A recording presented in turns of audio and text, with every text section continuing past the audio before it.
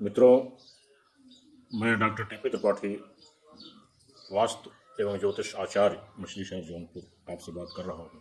पिछले पोस्ट में हमने न्याय के देवता शनिदेव और भाग्य के देवता गुरु के विषय में, परिवर्तन के विषय में बताया था, जिसमें तुला लग्न और वृष लग्न के बारे में बताया था। आज मैं आपको मकर लग्न में, क्योंकि शनिदेव भी हैं, गुरुदेव भी आ रहे हैं 23 नवंबर को, तो मकर लग्न के लोगों के विषय में आज मैं आपसे चर्चा करूंगा।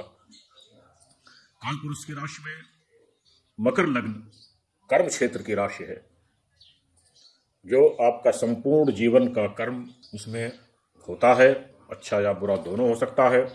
आप अच्छे कर्म करोगे तो उसके बगल में ही शनि की राशि है कुंभ, जो लाभ का भाव है, आपको लाभ मिलेगा। आप बुरे कर्म करोगे तो आपको बुरे कर्मों का लाभ, नुकसान मिलेगा। दोनों राशियां शनिदेव की हैं, मकर और कुंभ दोनों बगल में हैं। एक सुंदरता और आपको बता दूं, मकर लग्न पृथ्वी तत्व से डोमिनेटेड है, पृथ्वी तत्व से प्रभावित है, और इसके देवता हैं भगवान विष्णु। दूसरी कुंभ लग्न है, जो वायु तत्व से डोमिनेटेड है, वायु तत्व से प्रभावित है। वायु तत्व की देवी हैं मां भगवती लक्ष्मी। तो आपके कुंडली चक्र में, काल चक्र की कुंडली में भगवान विष्णु बैठे हैं और फिर मां लक्ष्मी बैठी हैं। अगर आप अपने काम अच्छे करेंगे, ईमानदारी से करेंगे, मेहनत से करेंगे, लगन से करेंगे, तो मां लक्ष्मी आपके ऊपर स्वयं प्रसन्न होंगी।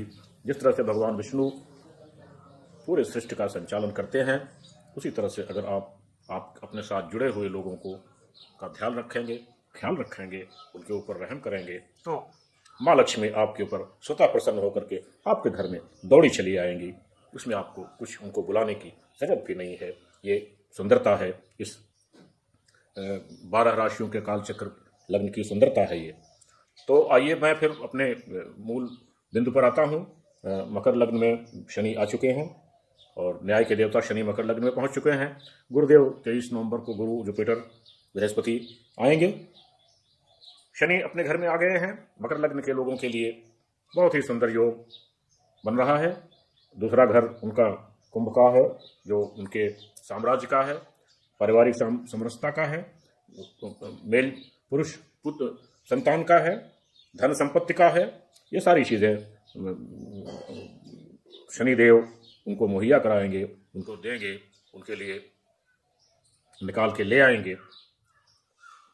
लेकिन जब गुरु 23 नवंबर को कुंभ राशि में, मकर में आएंगे, तो नीच के हो जाएंगे थोड़ा सा, क्योंकि मकर लग्न के लिए धनु राशि 12वें भाव में पड़ती है, लाश के भाव में पड़ती है। धनु लग्न गुरु की मूल त्रिकोण राशि है। तो ऐसे लोगों को थोड़ी सावधानी रखनी पड़ेगी खान पान पर, लीवर सिस्टम में से कोई दिक्कत ना हो, क्योंकि लाश का भाव का स्वामी आपके लग्न में आ गया है, तो आपके स्वास्थ्य को प्रभावित कर सकता है। इसलिए खाने पीने पर पूरी सावधानी रखनी पड़ेगी, नहीं तो वो आपको वहाँ उसमें अस्पताल जाने पड़ सकते हैं। उसके लिए आपको पैसे खर्च करने पड़ सकते हैं। कुछ विद्वान इस पर राजभंग योग की बात करते हैं, लेकिन सिस्टम अप्रोच इन एस्ट्रोलॉजी, जिस एस्ट्रोलॉजी से मैं आपको बताता हूँ, वो राजभंग योग को पर इसको स्वीकार नहीं करता है। क्योंकि जो आदमी नीच का हो गया है, जिस घर में बुढ़ापा हो गया है, उसके हाथ पांव चलते नहीं हैं, वो निकाल के आपको उस घर से क्या देगा? चाहे उसको प्रधानमंत्री ही बना दिया जाए, लेकिन वो आपको कुछ भी निकाल के देगा नहीं। इसलिए सिस्टम अप्रोच एस्ट्रोलॉजी, जो वैज्ञानिक ढंग से मैं आपको एस्ट्रोलॉजी बताता हूँ, वो इस तथ्य को स्वीकार नहीं करती कि नीच भंग राजयोग बनेगा। मुझे ऐसा नहीं लगता। प्रभाव में आप खुद देखेंगे ऐसा नहीं है। तो शनि लग्न के लोग 5 साल तक के लिए कोई दिक्कत नहीं है। अपने नीचे के लोगों से वो ये रहें, रहम रहें, उनके ऊपर कृपा रखें। शनिदेव मकर लग्न के लोगों के लिए बहुत ही कृपाल हो जाएंगे।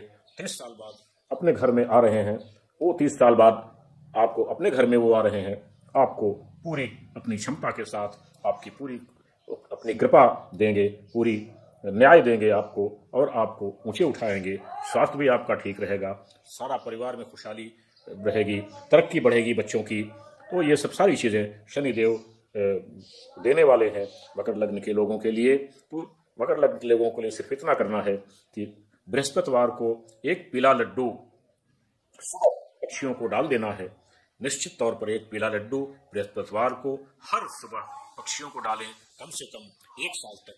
जब तक गुरु आपके लग्न में नीच के हैं तब तक जरूर एक पीला लड्डू पक्षियों को डालें। पीले कपड़ों से परहेज करें, पीला कपड़ा बिल्कुल मत लें, और न तो किसी से पीला कपड़ा लें न उसका प्रयोग करें।